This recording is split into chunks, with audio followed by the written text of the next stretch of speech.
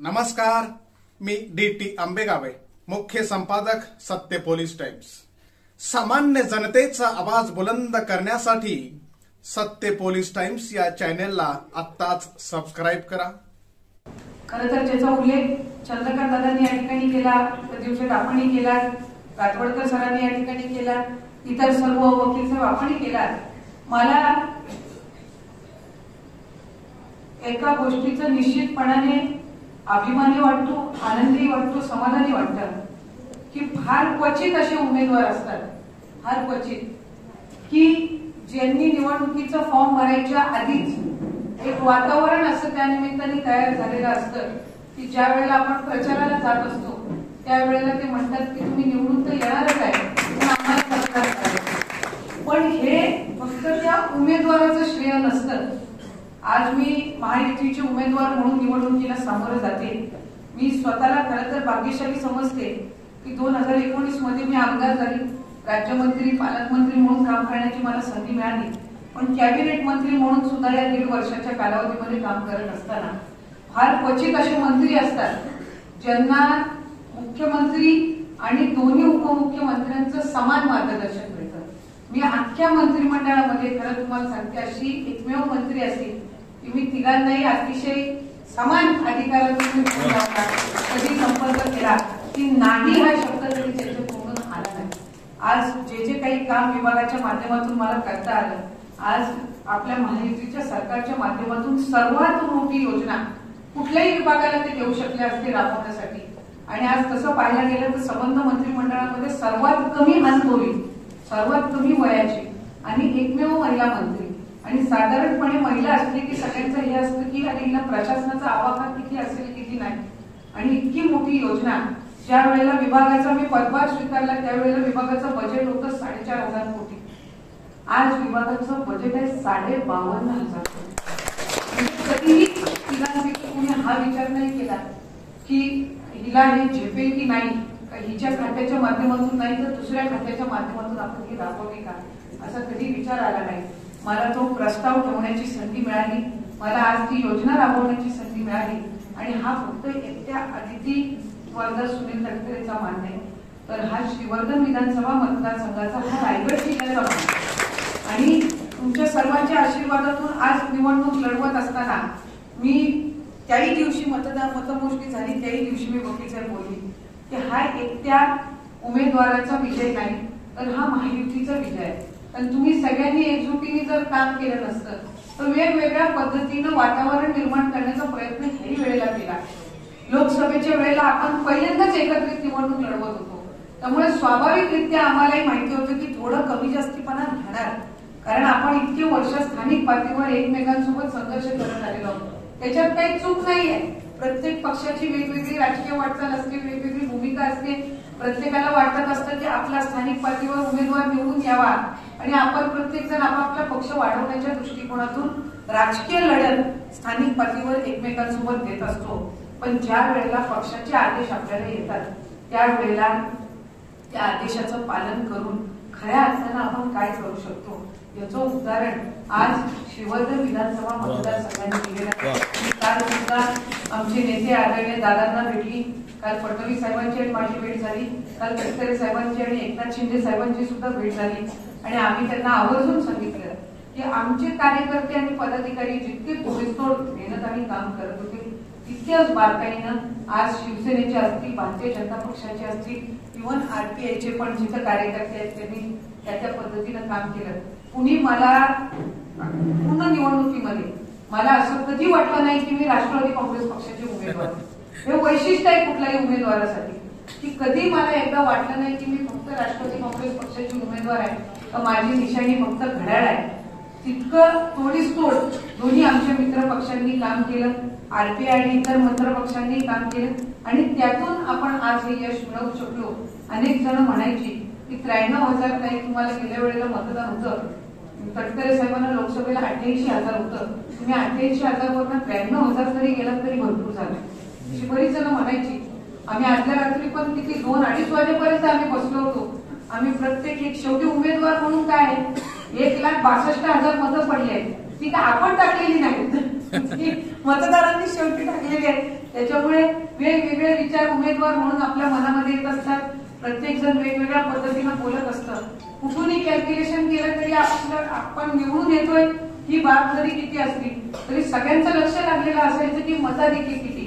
आणि जे काही आज या निवडणुकीमध्ये आपल्याला पाहायला मिळालं ते एका बाजूला मुख्यमंत्री माझी लाडकी बहीण असेल, एका बाजूला इतर आपल्या योजना असतील, विकास कामं असतील. आज तटकरे साहेब 35-40 वर्षापासून या मतदारसंघामध्ये काम करतायत. अनेक अशी मंडळी आहेत जी 85 साली ज्या वेळेला साहेबांनी पहिल्यांदा निवडणूक लढवली त्याही वेळेला साहेबांसोबत होते.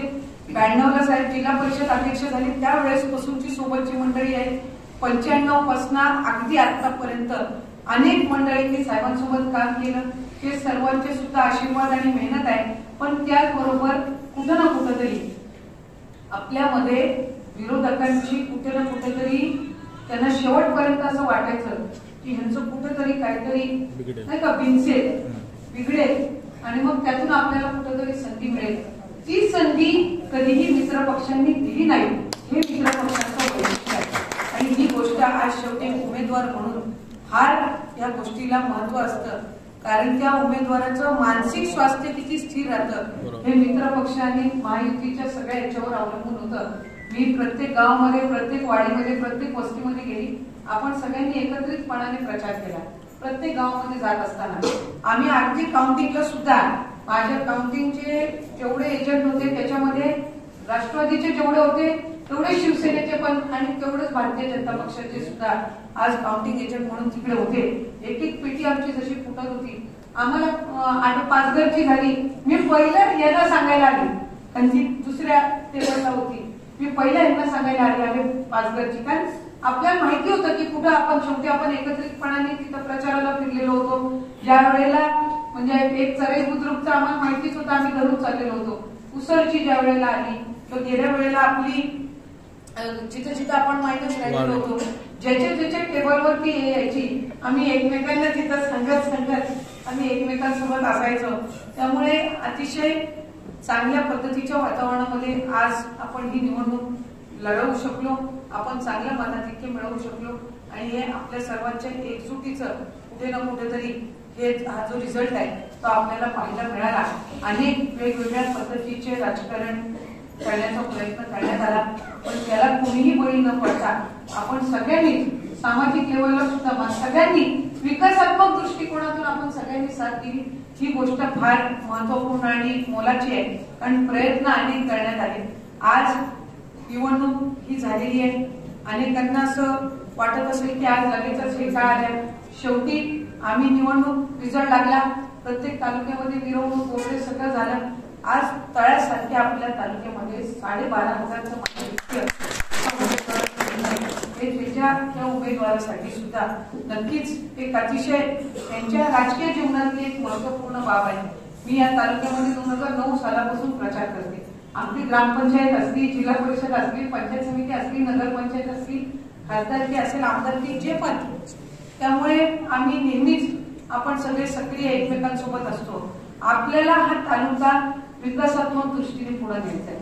आणि शेवटी आज नाना मी नेहमी म्हणत राहते की एकदा मतदान झालं की तिथं राजकारण संपलं. तिथं आता आपण जी काही आश्वासनं तुम्ही कार्यकर्ते आणि पदाधिकारी म्हणून उमेदवाराचे प्रतिनिधी म्हणून दिलेले आहेत त्याच्यामुळे ती एका बाजूला पूर्ण करत असताना मित्र पक्ष म्हणून सुद्धा ज्या ज्या ठिकाणी आपल्याला असं वाटेल की बाबा आपले आमदार आहेत त्यांनी आपल्यासाठी तिथं आपण त्यांना मतदान मिळवून दिलेलं आहे तर तिथं आमच्या मागणीनुसार हे काम झालं पाहिजे, आमच्या सूचनेनुसार हे काम झालं पाहिजे. त्यामुळे निश्चितपणाने त्या ठिकाणी आमची जबाबदारी राहील. आज तळा तालुक्यामध्ये रोजगार निर्मितीच्या दृष्टिकोनातून सुद्धा आपल्याला पुढे जायचंय. या गोष्टीचा मी आवर्जून उल्लेख का केला कारण आपली एकजुटी ही महत्वपूर्ण आहे.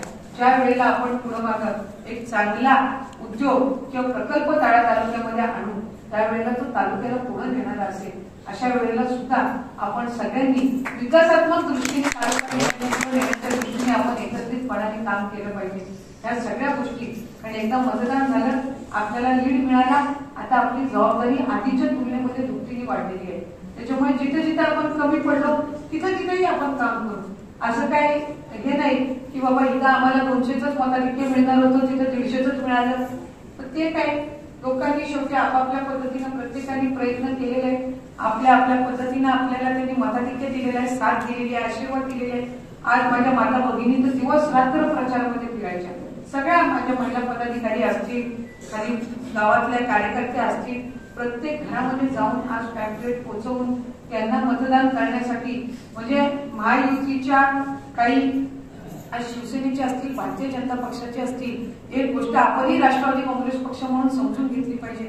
आपल्याला घड्याळावर मत टाकायची सवय, पण त्यांना मानणाऱ्या मतदारांना की तुम्ही बाण आणि कमळ सोडून तुम्ही घड्याळ आपल्याला मतदान करायचंय ह्या घटनापर्यंत त्यांना पोहोचवणं ही सुद्धा कुठं ना कुठेतरी आपण एक लक्षात घेतलं पाहिजे की त्यांच्या समोरचं हे आव्हान होतं आणि त्यांनी आपल्याला शेवटी सवय असते की अरे घड्याळ घड्याळ घड्याळ, आपली ठराविक मतदार असतात, ठरलेली असतात, त्यांना आपण त्या ठिकाणी सांगतो अरे त्यांना माहिती असतं घड्याळ दाबायचं, पण जो कमळावर मत देणारा असतो किंवा बाणावर मत देणारा असतो त्याला त्या बटनापर्यंत घड्याळाच्या पोहोचवणं आणि हे काम आज तुम्ही मित्र पक्ष म्हणून सुद्धा केलेलं आहे आणि याचा आवर्जून निर्णय त्या निमित्ताने निश्चितपणाने करीन. आम्हाला कधी कुठेही वाटलं नाही प्रचार करत असताना आणि ज्याचा उल्लेख चंद्रकांत दादांनी केला, शेवटी गेल्या अनेक वर्षांचा राजकीय संघर्ष असतो, पण ह्या निवडणुकीमध्ये गेल्या निवडणुकीमध्ये जरा तरी आम्हाला धाकधूक होती. कारण काय, शेवटी वडिलांची निवडणूक असते आम्ही आणि लोकसभेची आणि पहिल्यांदाच आपण एकत्रितपणाने निवडणूक लढवत होतो, त्यामुळे ना अनेक हे होते. यावेळेला तिथं आम्ही भरत शेठचं काम त्या ठिकाणी ताकदीने करत होतो, तिथं महेंद्र शेठचं काम त्या ठिकाणी ताकदीने आपण करत होतो, तिथून पण वेगवेगळं आपल्याला ऐकायला यायचं. आम्हालाही कधी आलं नाही, आम्ही सांगायचो त्यांच्या कानावर घालायचो विषय तिथं असं ऐकू येते तर आपण तिथं दुरुस्ती केली पाहिजे किंवा ह्या पट्ट्यात आम्हाला असं ऐकू येते तर आपण म्हणजे असं सातत्याने म्हणजे अगदी तुम्हाला शेवटच्या दिवशीचं मतदानाच्या दिवशीचं सांगते. मला अलिबागच्या बस स्टँड वरनं फोन आला की ताई आम्ही 200 मतदार आम्ही अलिबागच्या बस स्थानकावर आता थांबलेलो आहोत आणि आम्हाला मुरुडला जायचंय महेंद्र शेठना मतदान करायला, तर आमची बसची व्यवस्था होत नाहीये. आम्हाला म्हणजे ते आमच्या तिथं मनोज अप्पा किंवा यांनी कॉन्टॅक्ट केलेले असतील ती राष्ट्रवादीची, त्या आलेली होती महेंद्र शेठला मतदान करायला. त्याच्यातली 15 जण होती जी मुरुडवरनं दिघीला येणार होती मतदान करायला. म्हणजे त्यावेळेला पण मी महेंद्र शेठना आपलं चालू होतं, मी तळ्यातच होती त्यावेळेला, शहरात होती मी, आपण बूथ वाईज आपण फिरत होतो त्यावेळेला. मी महेंद्र शेठला फोन लावला, मी म्हटलं ते असं आहे की 180 मतदार तुम्हाला मतदान करायला मुरुडला त्यांना जायचंय, बस मिळत नाहीये आणि माझे इतकी 15 जण आहेत. त्यांनी 10व्या मिनिटाला तिथं ती बसची व्यवस्था करून ते मतदार म्हणजे इतक्या बारकाईनं आम्ही काम करत होतो. अजिबात कुठेही आपण कुठल्याच बाबतीमध्ये आपण काही केली नाही आणि आज त्याचा रिझल्ट हा आपल्याला निश्चितपणाने पाहायला मिळते. आपल्याला तालुक्याला पुढे नेण्याच्या दृष्टिकोनातून काम करायचंय. नगरपंचायत आहे, पहिल्यांदा आपली आता ही दुसरी टर्म आहे नगरपंचायतीची. आपल्याकडनं अपेक्षा लोकांच्या भरपूर आहेत. आज नगरपंचायतीची आपली इमारत असेल ती आपल्याला करायची. मच्छी मार्केटचं आपलं अर्धवट राहिलेलं काम आहे ते आपल्याला पूर्ण करायचंय. पाणी पुरवठ्याच्या योजनेला आपल्याला आणखी गती द्यायची. आपले पुरातन मंदिरं जी आहेत ती त्या ठिकाणी अजून विकसित करायचे. तलावाची आपण काही जी कामं मंजूर करून घेतली ती त्या ठिकाणी करायचे. त्यामुळे आज जसं रोहा शहर आणि श्रीवर्धन शहर हे आपण विकासात्मक दृष्टीने पुढे नेलेलं आहे, तसं आपल्याला कराड शहर सुद्धा त्याच पद्धतीनं आपल्याला पुढे न्यायचंय. आणि मी आपल्या सगळ्यांचेच मनापासूनचे आभार मानते की जात, धर्म, समाज, पडजाती ह्या सगळ्याच्या पलीकडे जाऊन आपल्या तालुक्याच्या हिताचं काय आहे हा सगळा विचार करून आपण सगळ्यांनी आज मेहनत घेतली. आणि मी ज्या वेळेला विधानसभेची पायरी चढीन त्यावेळेला फक्त एकटी आदिती पायरी चढत नसेल तर माझा तळात मी त्या ठिकाणी उल्लेख करते. आपण सगळेच जण आज खऱ्या अर्थानं आशीर्वाद देण्यासाठी पुन्हा एकदा जमलात आणि इथं आल्याशिवाय नाना मला पण करमलं नसतं. कारण आम्ही सगळीकडे त्या दिवशी कुठे ना कुठे तरी आम्ही थांबत आलो. पण आज तळा तालुक्याने जे काही आज सर्वात तसं पाहायला गेलं तर मतदानाच्या रूपी सर्वात लहान तालुका म्हणजे आज श्रीवर्धन तालुक्यामध्ये होणार मतदान खूप मोठं आहे. इथं आपण 22,500चं मताधिक्य आज घेतलं. म्हसळा तालुका सुद्धा आपला मोठा आहे. आज माणगाव तालुका आहे, भले 1.5 जिल्हा परिषद गट आणि नगरपंचायत असेल पण लोकसंख्येच्या तो भाग मोठा. आज रोहा सारखा तालुका आपला आहे, तिथे 1 जिल्हा परिषद आमचा जुना गट आता वरचा काही भाग आणि रोहा शहर असं मिळून त्याच्यामुळे त्याच्या पट्ट्यामध्ये आपापल्या पद्धतीनं मताधिक्य मिळालं. पण दुर्गम आपला हा तळा तालुका, पण इथेही खऱ्या अर्थानं आपण सगळ्यांनी मेहनत घेतली. मुंबईतले मतदार असतील ते पण बहुसंख्येने आले. काय तर इतकी हे होते की आम्ही 50 सीटरची गाडी आहे त्याही आम्ही 10 जण असेच खाली बसतो पण आम्हाला मत टाकायचं.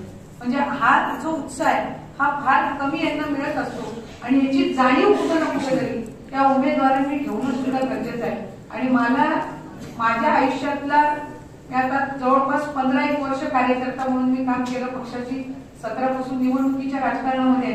पण मला एक पक्षाची कार्यकर्ता म्हणून किंवा उमेदवार म्हणून या गोष्टीचा जाणीव आहे आणि ती आयुष्यभर मला राहील की माझ्या सर्व त्या ठिकाणी हितचिंतक जे आहेत, पदाधिकारी आपण सगळे आहात, कार्यकर्ते आहेत, मतदार बंधू भगिनी आहेत, त्यांनी इतकं नितांत प्रेम एका उमेदवाराला दिलं. आणि जिथं वाटलं नव्हतं आम्ही सगळे म्हणायचे एक सीट लागणार 45,000 लागेल, काही म्हणायचे 50,000 लागेल, काही म्हणायचे 60,000 लागेल, 65 लागेल. तर मतदान 1,64,000 त्यापैकी जवळपास 1,17,000 मतदान, 70% मतदान आपल्याला 70-75% आज होणं हे खरं वैशिष्ट्यच आहे. आणि आपल्या सर्वांचेच मी मनापासूनचे ऋण व्यक्त करते. आणि पुन्हा एकदा आपण हा तालुका पुढे नेण्याच्या दृष्टिकोनातून खऱ्या अर्थानं एकत्रितपणाने आपण काम करूयात अशीच मनापासूनची या निमित्ताने इच्छा व्यक्त करते. थांबते. धन्यवाद. जय हिंद, जय महाराष्ट्र. सामान्य जनतेचा बुलंद आवाज, सत्य पोलीस टाइम्स.